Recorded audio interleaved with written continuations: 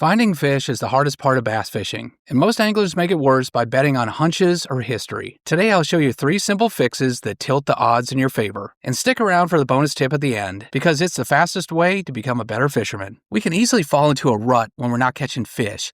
We self-impose these narrow blinders, and we don't let the fish and the lake tell us what they want.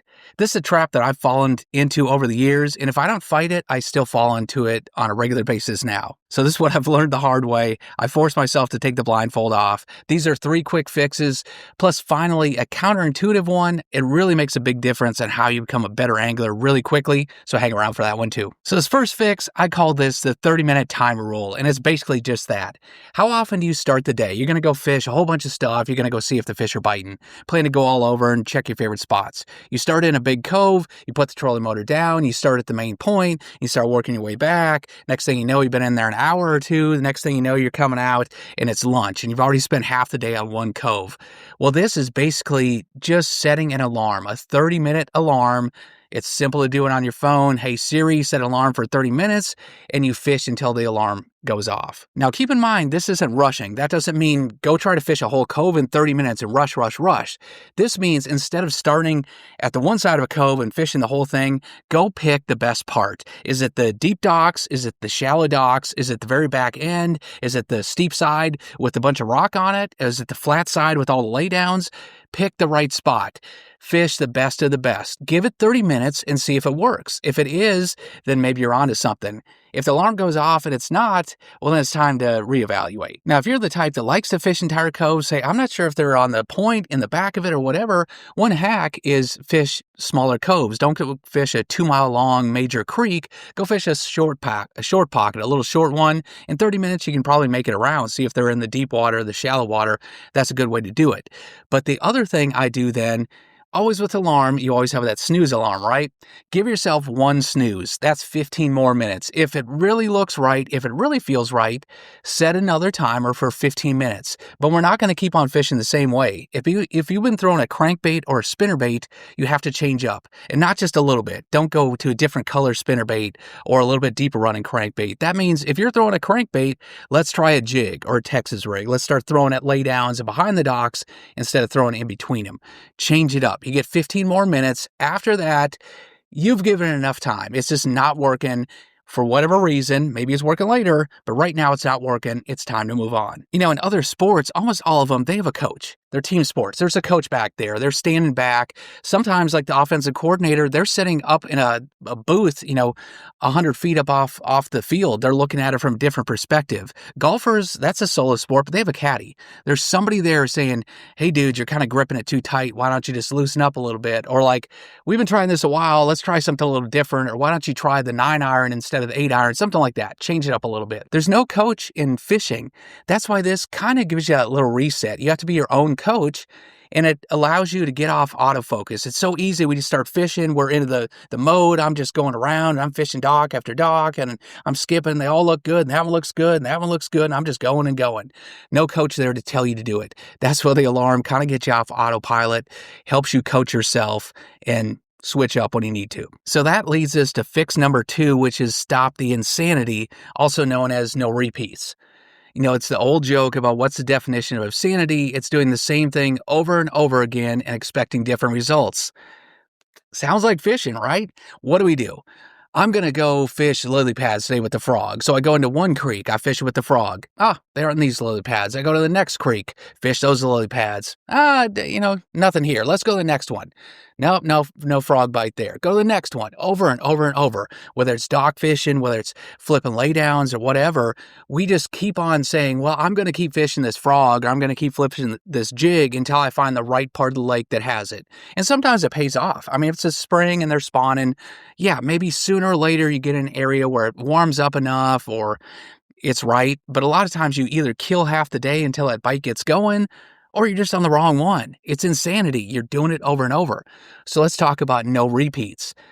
Basically, I give myself 1 mulligan. Like that example before, if you're going down, cranking down shorelines or something, or you're fishing boat docks, Well, if that's not working in one cove, let's try it in one other cove. Because sometimes one spot to the next can make a difference. So if it's a lily pads, for example, and the water's a little bit more murky or something, well, let's go somewhere where it's a little bit clearer, a little bit different. Let's try to mix it up.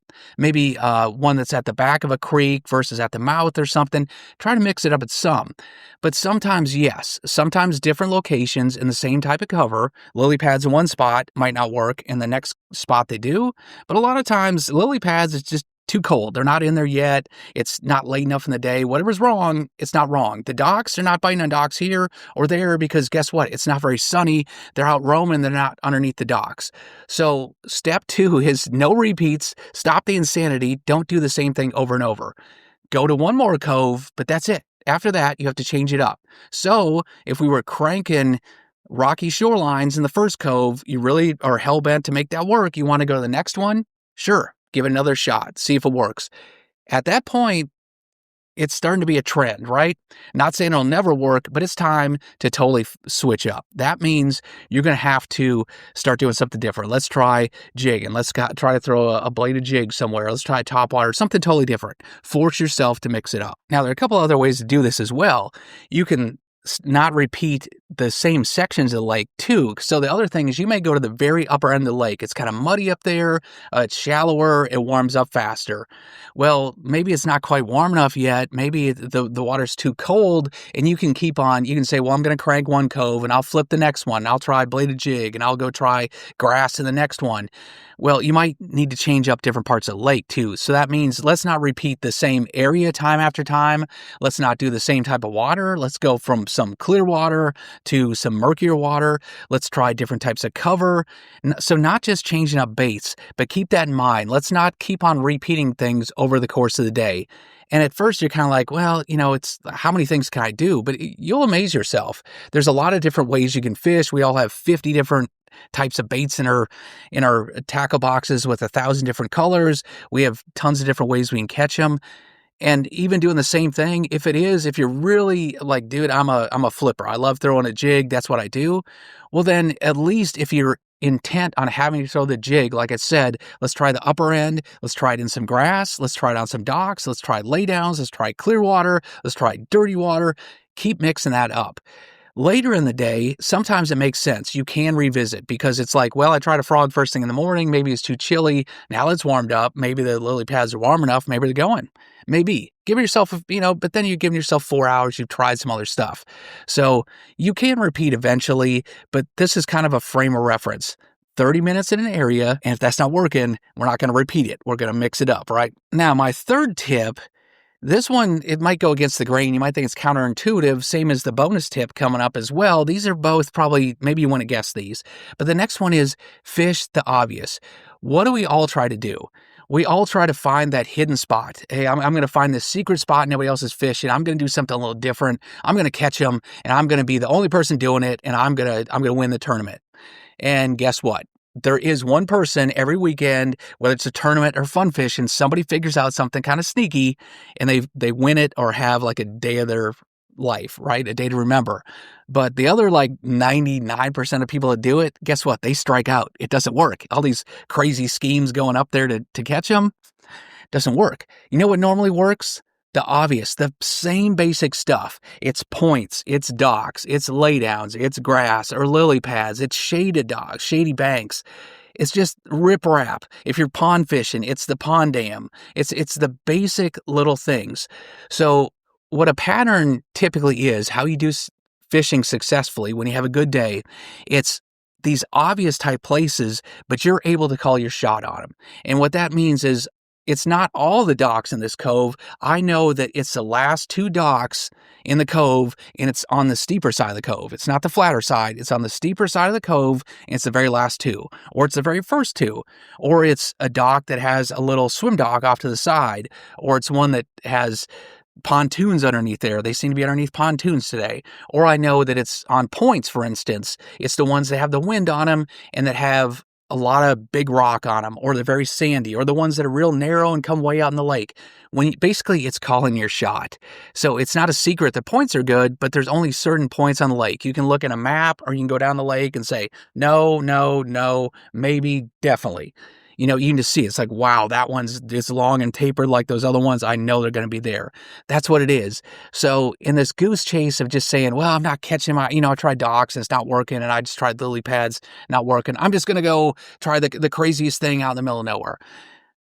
Probably not going to work. Maybe you win on it, but probably not. Go to those obvious type things and the obvious type patterns. And here's the other thing. So this kind of correlates to the first part when we talked about the 30-minute timer and, only a limited amount of time. Say you're on docks. A lot of times if you start in that cove and it's a normal pace, you don't have the timer on. You just start at the beginning and then you fish the dock, and maybe there's 100 feet or 100 yards between docks, and you just kind of go down there lazily and you're cranking a little bit or playing around. Well, sometimes they're on those bare banks, but a lot of times they aren't. If you're in tournament mode, or if you're really aggressively trying to find fish, you're on that timer, you're going to fish the dock pretty thoroughly. But once you get to the dead spot in between, this is bare bank, well, then you're going to cruise, either start the big motor and idle down there, or go really fast on the trolling motor, go to the next dock. Now, if there's a big laydown in between or something, yeah, fish that. But those nothing banks, you key on those obvious spots.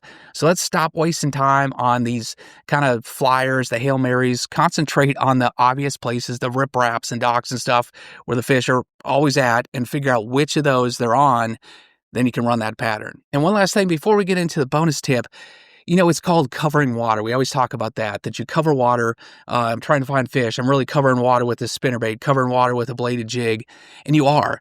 But the goal is to cover good water. If you're fishing in a day's time, if you're fishing 20% of the time on the docks or the laydowns that have fish, and 80% of your time is on bare banks in between those, you wasted 80% of your day. Not that you can't get a random, but if most of the fish are coming off the laydown, what are you doing on that dead water? So the point is to cover good water. So if I'm trying to hit docks or laydowns, I'm trying to hit as many docks or laydowns as I can in the course of a day versus just making as many casts as possible. So it's not rushing, it's not fishing faster, it's being more time in productive areas and taking a random sample of the lake instead of just trying the same thing over and over. Now, the bonus tip, this is how you get better as a fisherman, and this is how you get significantly better. What do we do? God forbid you actually find them and start catching them. For me, I love a bladed jig, right? That chatterbait and slobber knocker, I love throwing those things. So if I'm fishing around, I'm going to tend towards those, and I'm going to, half my day, I'm going to try a bladed jig in the grass, and I'm going to try to docks, I'm going to try laydowns and whatever. Once I figure out they're in the points of hydrilla on windy banks or something, now I've got it dialed in. I'm good with the chatterbait. I'm going to go catch him. So I can look at the map. I know all those spots. I'm going to run around and pound him. Well, that's a good way to have a good day fishing. And if it's a tournament or, it's your only day you get to fish all month or something, then yeah, maybe you just want to go catch some fish. That's the way to do it. But how do you get better as a fisherman? What we do with baits, you always say, man, I want to get better at a Nico rig, or I don't crank that much. I want to get better at it, or I want to get better with a jig. I hear that one all the time. How do you fish a jig? I just don't fish that much. Don't get better. What do you normally do? I've tried my favorite chatterbait. I've tried the crankbait. I've tried everything else. Can't get bit.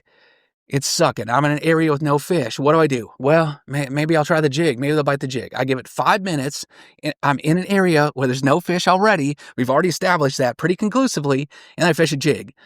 There's no way it's going to work, right? I don't care what you throw. It's not going to work. And you throw it out there like, oh, see, the jig doesn't work, and I'm just no good with it. And you just put it back down, and then you don't pick it up for another month because you're like, I'm not using it.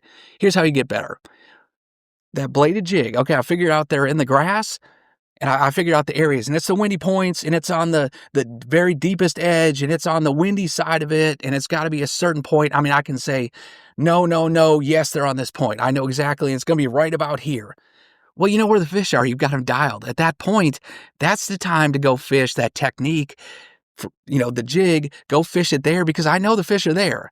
And I've got that confidence then. I can fish it thoroughly. I know they're going to be there. If I feel something weird, I'm not going to say, oh, I don't know if that's a bite, and then not set the hook. I know they're here. If I feel something weird, I'm setting it. That's how you get better. Don't wait until the fish aren't biting on these bad days and you're not getting bit to try stuff that you're not good at.